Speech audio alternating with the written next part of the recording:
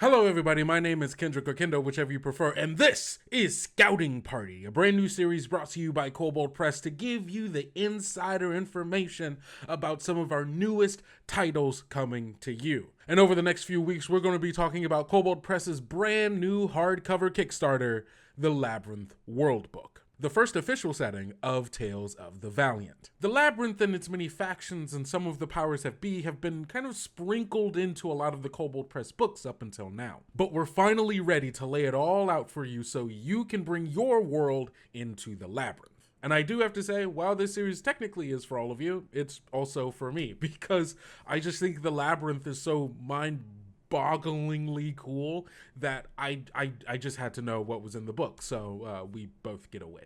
Today, I hope to answer some of the most crucial questions about the Labyrinth Worldbook. What is the Labyrinth? How do you get there? And what is inside? I had the pleasure of talking with our Kobold-in-Chief Wolfgang Bauer, from whom the idea of the Labyrinth spawned from, and Richard Green, one of the writers and designers for the Labyrinth Worldbook, in hopes of answering these very questions. Now, there's no time to waste. The Scouting Party has returned. It's me. I'm the Scouting Party. So let's get into it.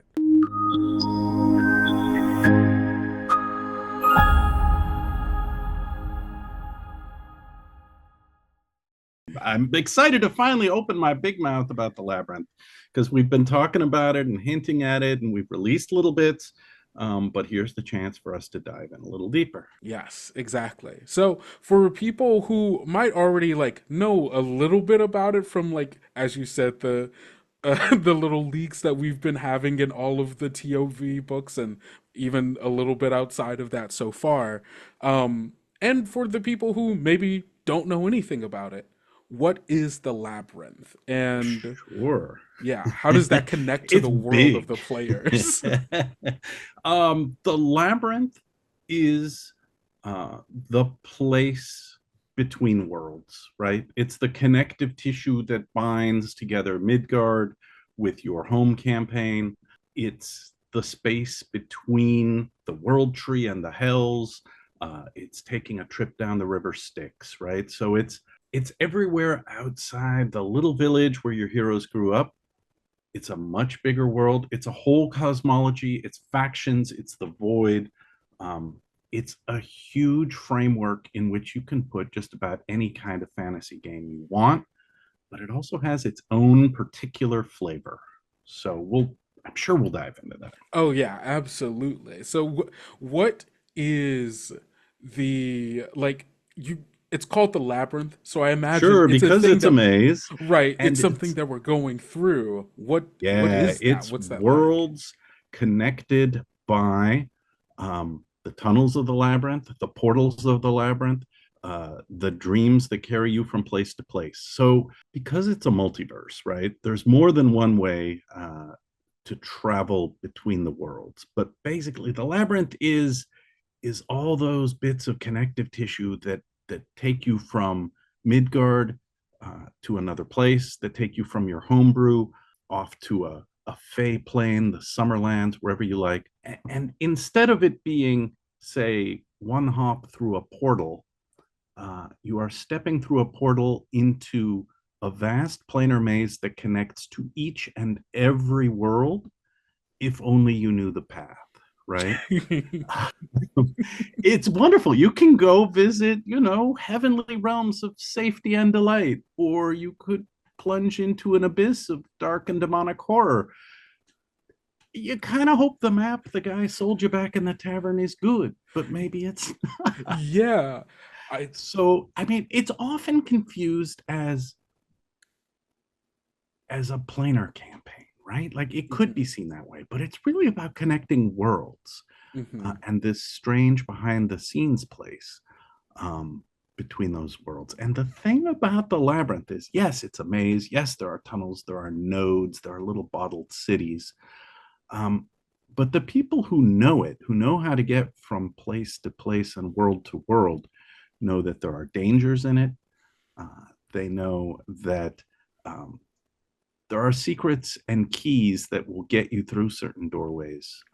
And you need to have both knowledge and an incredible amount of luck and courage to be a long-term survivor in the labyrinth. It's perfect for adventurers, basically.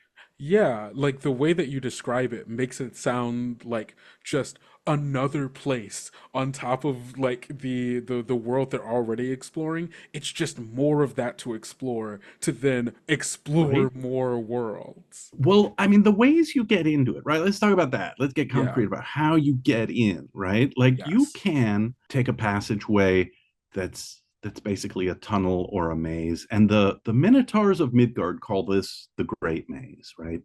Any maze on Midgard is connected to the Great Maze, and the Great Maze connects worlds instead of just places within Midgard. Um, but others see it differently, right? Up in the Northlands, in cold winter climes, around the world, there are world trees. Yggdrasil is the classic world tree, right? From Scandinavian folklore, Norse folklore. And it's very much part of this too. Certain branches of the world tree will walk you into the labyrinth. And then there's the really ugly ways to get in. Um, there are things called void rifts, which are basically slashing holes in reality. And you can step into a void rift and it will take you into the labyrinth, or it might take you to something else, right? Something much darker. Um, but the void is a shortcut, right? Making those rips in reality, that's a lot easier than growing a world tree over centuries, Right, or stumbling into the right cave that just so happens to be connected to the labyrinth. So, right? in exploring the world of the labyrinth or the worlds of the labyrinth, right?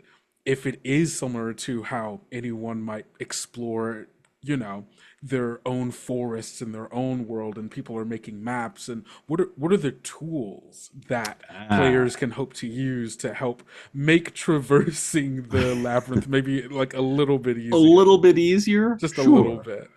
Well, there are maps, but if you've been watching the recent resurrection of the Time Bandits series, you know that maps that connect worlds and times and places are,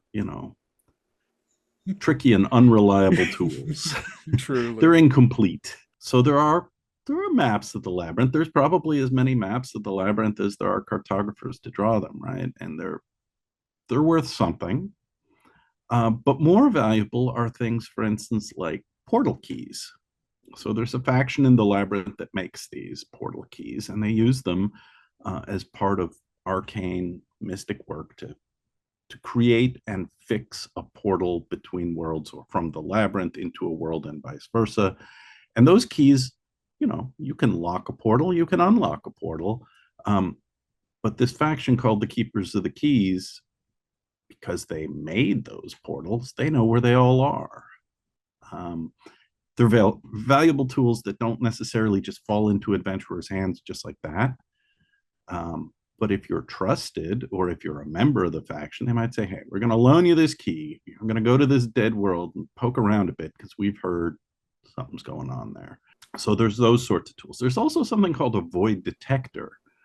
I've mentioned the void before. It's been in the Kobold press canon since, well, I don't know how long, right? It's Uh, been a bit. It's in quite a few of the at least like the monster books for sure. right. The monster books cover it. Some of the magic. They're common villains. Somebody who has access to the void and void magic. The Void Um, Dragons from the Tales from void the Valiant. dragons. So it's sort of everywhere, and it's trouble. It's the thing that's eating away at worlds, and it's eating away at the labyrinth. So a void detector tells you when you're near a source of the void, right? So it's basically radar for bad guys, and it's a tool for tracking Hmm. villains and cultists and others. So that's a useful tool. Some of the tools are super ancient. Um, a ball of string is the traditional answer to a labyrinth. Right. And it still works, but the labyrinth is so enormous, right? Like it'll only get you so far. You You'll need a need a really big big ball of yard. it's just Real hugest big. ball of string in the world. Um, and maybe that'll do it for you. So 50 feet of rope, not enough. Not enough. I love that it is very much this very physical place that like you still like parts of it, like parts of traversing it kind of feel like traversing a dungeon and like Yep. mapping out a dungeon, and like it's just one huge mega dungeon that just every world happens to be a part of. Right. And it could be in a lot of cases it is, right? It's tunnels and constructed mazes. But the thing about the labyrinth that's sort of structurally different is it also includes things like a hedge maze might lead you in deeper into the labyrinth, right? Hmm. A set of caves, deep caves underground might stumble into a labyrinth passage, and suddenly you're not, between caves, you're between worlds. And in other cases, there are vehicles that help you travel. Certain chariots that, especially the keepers of the keys, are keen on making. Um, they're basically labyrinth vehicles, and as long as you're traveling in one of them, you are traveling from world to world. Okay. So you can start off in sort of a carriage of some kind, or a celestial chariot of some kind, and the landscape will change around you, and suddenly you'll say, hey, wait a minute, that's not our river, that looks more like the river Styx, right? Or hey, this little bottled city up ahead doesn't look like the town we're headed for, it looks like a little pocket universe in the labyrinth. um, so there's more than one way to sort of skin the travel, but most often it's tunnels, it's passages, it's knowing whether to turn this way or that way, uh, across uh, across that place between the worlds. Yeah. So, I mean, you kind of talked a little bit about like these bottle cities and like Yes. some, like, so I imagine within this large mega dungeon, there are many people who have then come together to make settlements in cities and other kinds of Sits things. forever, right? Like, going back to, well, okay, bottle cities for a start, right? I mentioned the Okay. keepers of the keys, the hub, the city that is perhaps the best defined and best protected and sort of most central, is just called the smithy, because the keepers of the keys built it around their key forges, and this is where they do their work, right? Hmm. They're forging connections between worlds, they're making new portal keys, um, and they're learning about new worlds coming into being and old worlds being extinguished. Oh. um, so yeah, oh, that's a thing that happens. Oh, okay. Right. So that bottle city, called the smithy, is their headquarters and their biggest place, and it's literally within the labyrinth itself, and it can be a home base for a labyrinth campaign, but it doesn't have to be, right? If nobody's a member of that faction, and everybody says, why should we work with them, um, other people are making us a better offer, Yeah. then it might just be a place to visit and pass through. There's also small demi-planes. These are worlds being created, worlds that aren't fully formed. And there's also things connected to older races and older civilizations that use the labyrinth, but for some reason are no longer around, right? The Minotaurs, who found the labyrinth first, were quick to find statues of some old gods, settlements, portals that were inactive but could be restored. They call them the ruins of the ancients. They sometimes still leave offerings there, right? The ones who came before anyone knew about the labyrinth. Hmm. And those places sometimes are full of tools, magic, old power.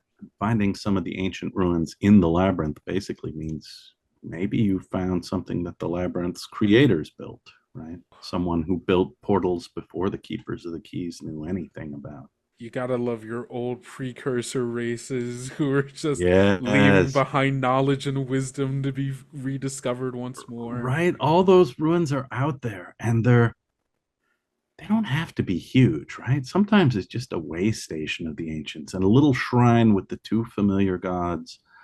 Um, and like, oh, well, they were here, and it's worn down to almost nothing and covered in dust. But maybe if we leave an offering, it's a good idea, or maybe we should poke around nearby. Maybe there's a little more to it. Yeah. Um, those points are often, if you've got that ancient race there, it's often either a connector, a crossroads, or a portal. There was a reason they built something where they did. if this labyrinth, right, is something that these like this precursor like culture, these people have built to connect all of these worlds, you know, there are in the book there's this concept of there are core worlds and then like the Yes, rest of the world. So what are these core worlds? And I know you probably can't spoil us why they are the core worlds, but I but could like tell what is you their a world? Their fair bit about them, right? Like, yeah, so the labyrinth itself, it's tunnels, it's dangerous, it's portals, but it's not like there are big farmlands in the labyrinth, right? There's no way to right. feed yourself from that, even with a few demiplanes at your disposal. So the core worlds are more traditional worlds, and one of them is Midgard, right? Hmm. Because of course, with Kobold Press it Of is. And in course. my thinking, at least, one of them is your home campaign, right? Hmm. Like, why not put, if you've got a campaign you're already running, well, you don't need Midgard. You can just make it your home world is there. And then there's 9 or 10 other worlds that have particular things, right? Like they're home to a faction, or they produce food that gets, transported into the smithy, or they're a fading core world, but there's still a lot of magic there that certain factions want to get their hands on. From your perspective as someone who worked on it, what is the role of the core worlds within the landscape of the labyrinth? Yeah, so their core worlds are sit at the heart of the labyrinth. So this makes them really great starting points for heroic campaigns and for your characters. These worlds are ones that have really strong connections to the labyrinth. There are also many links and established routes through the labyrinth between them, so they're easy for characters to visit, which makes them really perfect for like one shot. So if you want to do like an adventure of the week in a different world, you can Hmm. do that, but they're also home to the faction strongholds and the bases. So they're also really good starting points for a whole campaign. And these core worlds include Midgard, the Old Ring, Sunhome, and my own published setting, the lands of Pantheon, which I'm very excited to have included in the world book. That's, I mean, can you tell us a bit about your core world then? Sure. So Yeah. this is the lands of Byzantium is a kind of world of Byzantine intrigue, and there's conflict simmering between rival city-states and kingdoms. And kind of at the heart of the setting is the free city of Byzantium, which is kind of at the crossroads of the world, and is a melting pot of ancient and storied cultures where they kind of collide. And then you have scheming politicians, evil cults, criminal gangs, serpent folk. There's a lot of gladiators and chariot racing. And the former ruler of Byzantium is a Rakshasa who's been frozen in a glacier at the top of the Pillars of Heaven mountains for nearly 2,000 years. And he's kind of plotting his return. And he has like agents in the city who are kind of working out how to kind of get him back. So that's kind of the core of it. That's, I mean, that that's really cool. I mean, I there there's nothing I love more than a villain who is like in some kind of stasis and is like, when I get back, oh, when I get Yeah, back, don't you worry. And like, I think that, absolutely. and I think there's, I mean, and also having like a plot like that tied to the grander landscape of the labyrinth, right? And how the labyrinth may play a part in like that person's coming back and all of that is super cool. One of the core worlds is pretty much responsible for planting world seeds, right? Like creating new worlds. Yeah, that's what they Oh, do. So the Keepers of the Keys are all about connections and portals and things. But the Old Ring, that set of worlds, and they've got more worlds than anybody. Yeah, because they just plant a new one, right? yeah. Um, it's it's a very different sort of core world. So it's rangers, druids, giants, minotaurs. It's a lot of old races that have deep wisdom and deep roots, and they understand the labyrinth more as an outgrowth of the world tree than they understand it as a linked set of portals, right? So they're a Yeah. different faction, and more woodsy and sort of mystic groups might fall into the old ring. And that core world is fascinating because it's got crazy dragons and druid colleges, and you aren't from there, but that's your jam, the deep woodlands and knowing the runes. It's like you might want to go there. Fascinating. right? Like an interworld druid. Yeah. Anyway, that's I'm not gonna spoil it all, but that faction has a very different take on what to do with the labyrinth, and their take is let's grow it and make it bigger. I love and I like how that could potentially like right for like any GM see, oh, there's this one faction who is really interested in growing the labyrinth, growing the worlds, and then the keeper of the keys who are like, okay, but we're the people who have to make sure the connections of that works out. Right? That's We're a the ones who can we're gonna have to build some of this, yeah, right. infrastructure around it. And then seeing Absolutely. players come into the middle of that, like, whoa, there's this world growing, and then some keeper of the queue is like, yeah, I guess.